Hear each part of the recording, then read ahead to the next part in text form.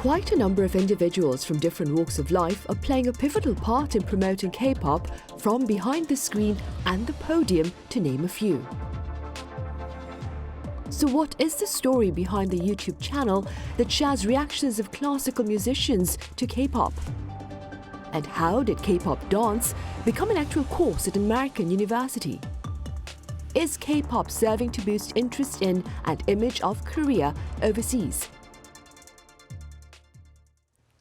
Welcome to Issues and Insiders. An American YouTuber has been shedding some fun light on K-pop by sharing reactions to Korean music videos by classical musicians. For more, I have Emma Chang live on the line. Emma, it is great to have you with us. It is absolutely wonderful to be here. I am so excited to talk with you and receive your amazing questions. I'm so ready. Emma, thank you so much. Right, let's begin then with the background behind the birth of your YouTube channel. When, how, and why was it born? Right, so ReacttotheK originated in 2016, which was my final year of high school.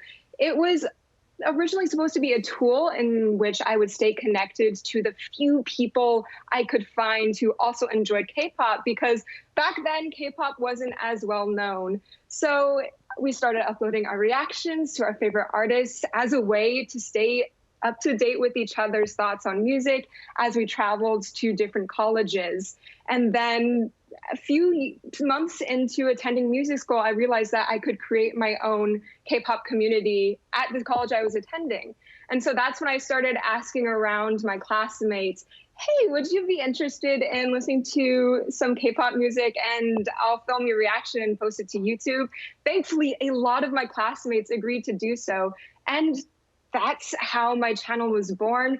Through viewers' feedback, we were able to grow and develop from just a typical reaction channel of friends fangirling about their favorite artists to a platform in which we are able to bridge the worlds of classical music and K-pop and give viewers a unique look onto what their favorite K-pop songs sound like and why they sound the way they do, why they make you feel the way they do. And that leads us to where we are today. Right, and staying with that, Emma, I love how the classical musicians on your video delve into music theory as they respond to the K-pop song that you exposed them to. Could you share with us some of the more memorable reactions? I feel like the most memorable reactions that immediately pop into mind are definitely the ones in which my 14 musicians are shocked or surprised or confused by something that happens in the music that sometimes our classical music knowledge doesn't always explain. A few that come to mind that did make sense to us were the tempo changes in Girls' Generation's I Got a Boy, in which in the lyrics they literally say back to 140, which is the actual beats per minute that the song continued in, and that blew our minds because we had never heard that before in pop. There's even what we call a metric modulation in NMIX's OO, and that is when it actually makes sense on paper for tempo in one section to be a certain way, and then it would completely change, and suddenly it actually makes sense. We would write it down on paper, and it made sense to us. That was so shocking. And of course, it's always so fun to listen to when a K-pop song changes harmony or changes key, because that's something that doesn't typically happen in Western pop music. So our reaction to aespa's Savage, whoa, our reactors were so confused the entire time. And because of that, we saw many people flock to our reaction to figure out, why are these musicians so confused about this part? If we look at each individual reaction, each react pair spent around 20 minutes trying to figure out the key changes in that song. Imagine that. But one that specifically is special in my heart is a reaction to Sam Kim's The Juice. It's a bit underrated, but previously to filming my crew's reaction to the song itself, I had interviewed Sam Kim himself as well as the producer for the song, Simon Petrin, and I asked them, hey, could you guys write a personal or record a personal message for my reactors, and so I can show it to them, surprise them with it. And so the reactors never saw it coming. I inserted this personal message right after the song. So this became my favorite reaction that I had ever put out, because not only did the reactors love what happened in the music because Simon and Sam, they are trained musicians, right? They speak our language. But on top of that, surprise, Sam and Simon themselves popped up to say hello to them, and to watch my reactors' faces go from confusion to shock to elation is the most memorable thing. Right, Emma, that must have been amazing. Now, like you mentioned, your channel, you also include interviews with rising K-pop stars, as well as, of course, K-pop music producers who come from all different parts of the world. What has that experience been like? Yes, so recently we published our 45th interview on the channel with March, who is the singer-songwriter for Twice's Talk That Talk. And looking back on the past 45 interviews that I've been able to complete, it's so hard to choose a specific one to talk about since each experience was so special and unique. But I always love interviewing the producing duo Moonshine and songwriter Adrian McKinnon. They have participated in writing a ton of SM Entertainment's biggest hits. But the interview that comes to mind is the most recent interview I had with them, which happened last year. For the first time ever, I interviewed them together, which is not the most typical situation, as Moonshine live in Sweden. Adrian lives in the US. So the last time they had interacted with each other was when they were writing the song in Korea. And so it had been months since they had last seen each other. And so I was able to capture in the interview them going back in their memories, reflecting on writing the song together, that entire process, and just watching how they inspired each other with their writing. And that was the most amazing experience. And when it comes to K-pop group interviews, recently I met up with a boy group, ONEUS, in New York when they were touring in the US, and being able to ask them burning questions that I've had since their debut about their voices, about their performance styles. Let's just say that they exceeded my expectations. That day has been the happiest day I've had so far in 2023. They know each other so well, and they are such strong performers. It became a very memorable interview. Right, I see. Emma, on a personal note, how did you first encounter K-pop, and who were some of your favorite singers back then? I became an official K-pop stan the day a friend sat me down in 2015 to show me VIX's Voodoo Doll music video and BTS's Dope. And each artist's personal variety shows as well, Bangtan Bomb and VIX's Diary. That same friend also introduced me to other artists like Nui's SHINee, 21, Big Bang, Girls' Generation, EXO, and FX, but it was BTS and VIX that had my entire heart. And just a few months later was when I started my YouTube channel. And as I was reacting to VIX, as I was reacting to BTS, people would come into the comment section saying, hey, you should react to Mamamoo. Hey, you should react to ACMU, and just mention a bunch of other artists. And because of our viewers, because of the comment section, I started to listen and follow Mamamoo a lot more. 17, ACMU, Day 6, just my playlist and my K-pop artist knowledge has grown tenfold thanks to the viewership. And I'm just so thankful to the K-pop community for being so curious and open-minded into inviting us and anyone listening to their own fandom for their artist. Right, Emma, this is a general question, but what do you believe personally is the universal appeal perhaps of K-pop? Oh, wow. So I feel like the world loves K-pop because it's a combination of so many things, right? You've probably heard this answer so many times. But in my mind, it's because why humans like to be part of book clubs for the community aspect, right? Why we love watching movies, why we like going to Broadway performances and listening to music all in one, right?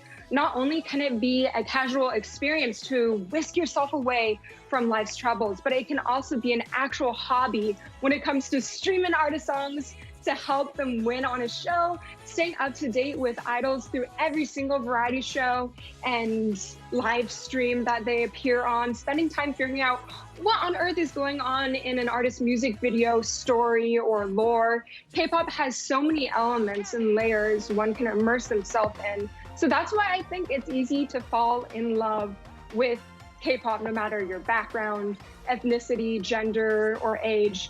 Everyone can find at least one aspect of K-pop that they personally love. Right, and talking about background, Emma, you also studied music at school, I believe, but it was a different genre, right? Could you tell us a bit about your personal story with regard to music, your musical journey? That is right. So I attended the Eastman School of Music as a French horn performance major. And so my initial dream was to spread my love for music through performing French horn.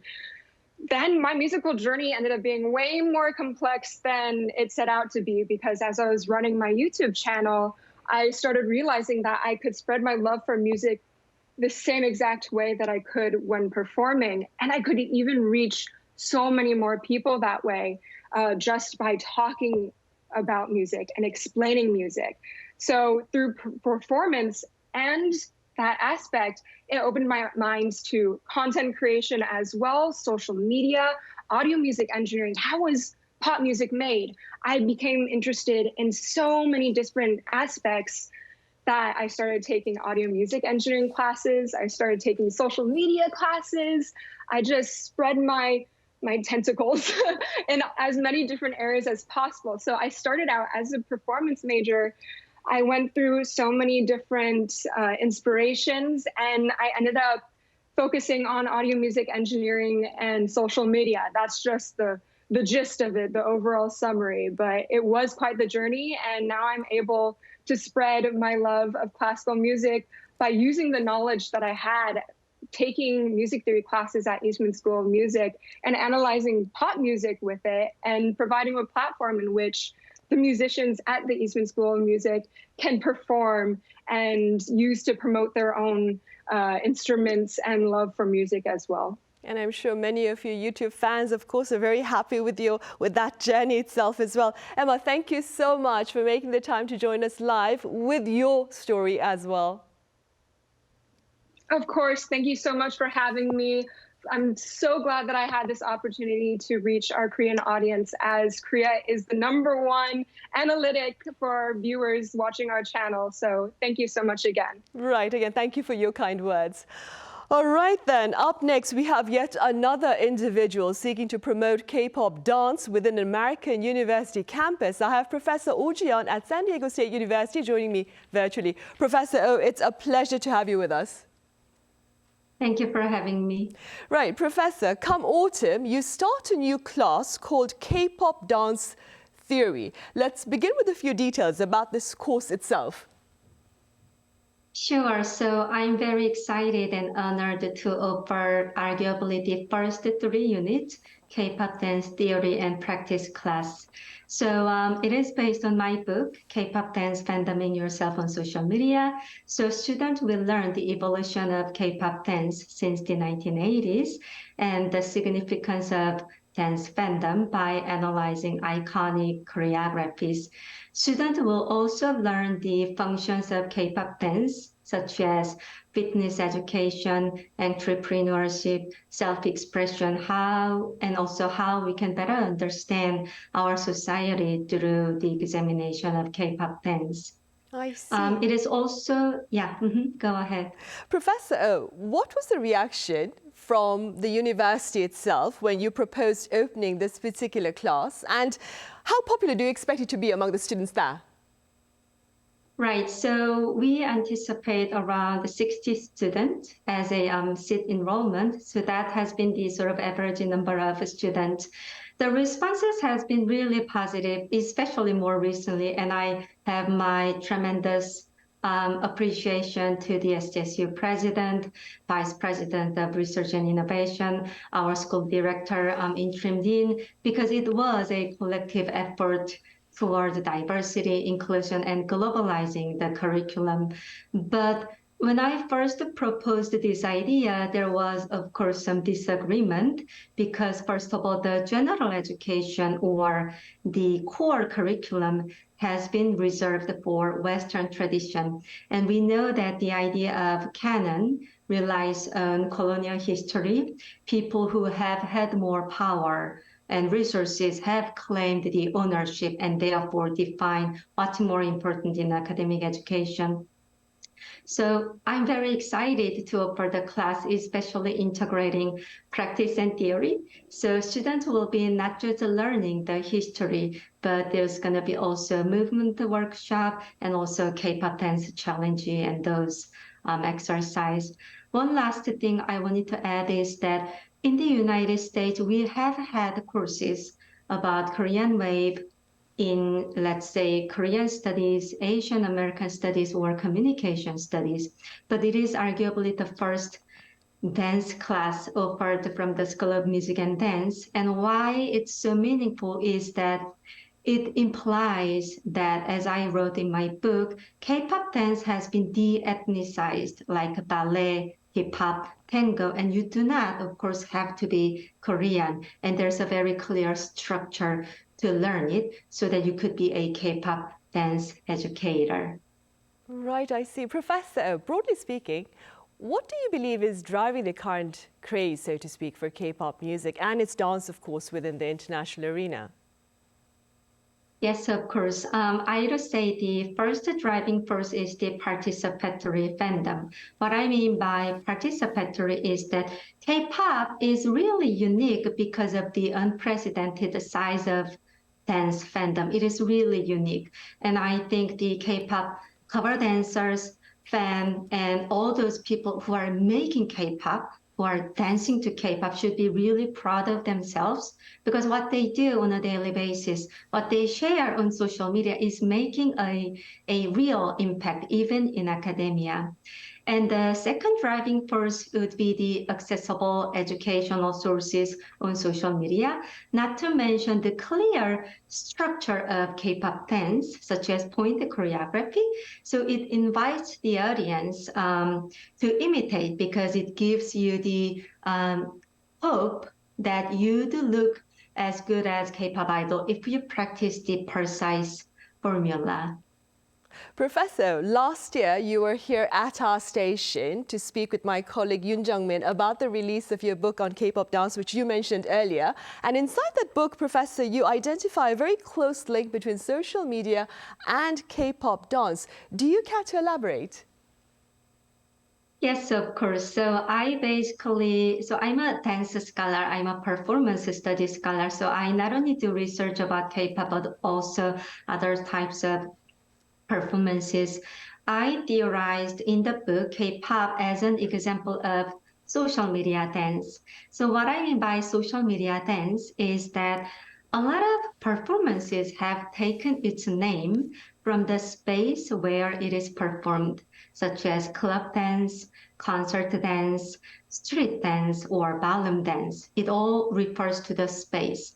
So because K-pop is one of the driving force of the social media dance, I called social media is the front stage to perform and also backstage to socialize. And the book gives a lot of detailed explanation how the style of dance has evolved from the street to the theater, movie cinema, television, laptop, and up to smartphone, where dance becomes shorter and the screen and the stage becomes smaller. Right, I see. So I would say, yeah. Professor, I was wondering, do you suppose K-pop music and dance, they've served perhaps to boost our image across the globe? Yes, it is. One of the reasons is that it is the culture in general is non-threatening. It is also very exciting to enjoy.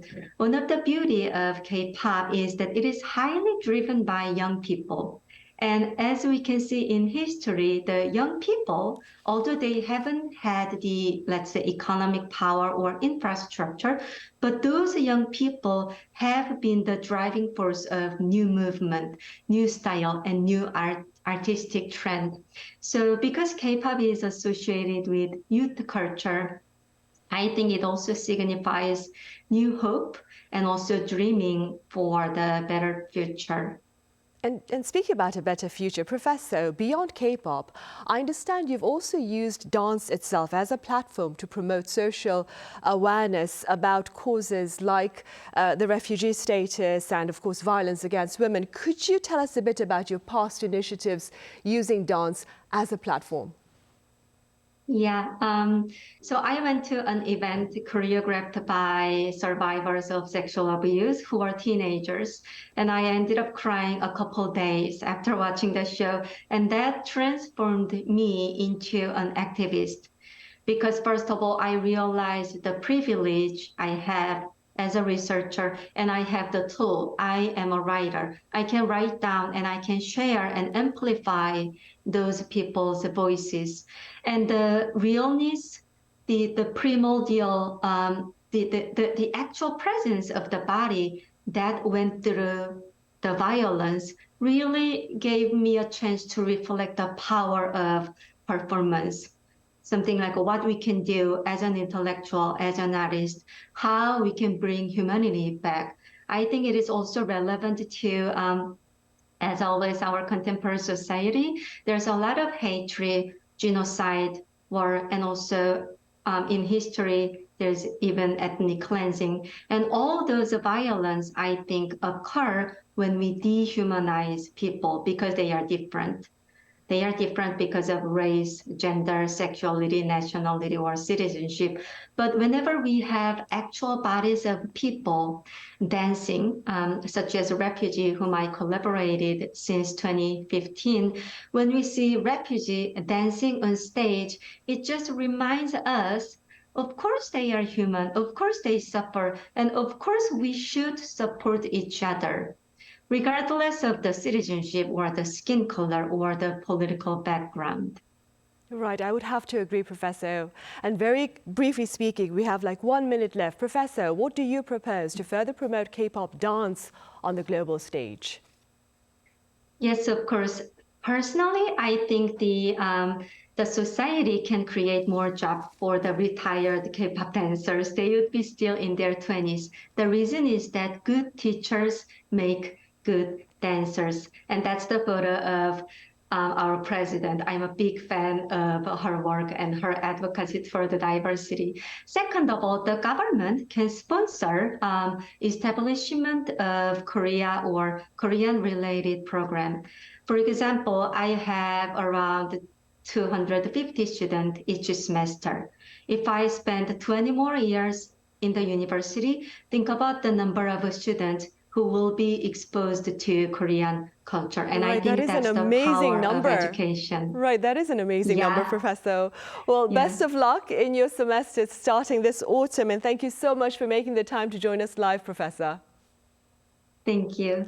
Right, well, on that note, we end this edition of Issues and Insiders. We return same time tomorrow with a personal story behind the production of Korea's first single malt whiskey. Thank you for now.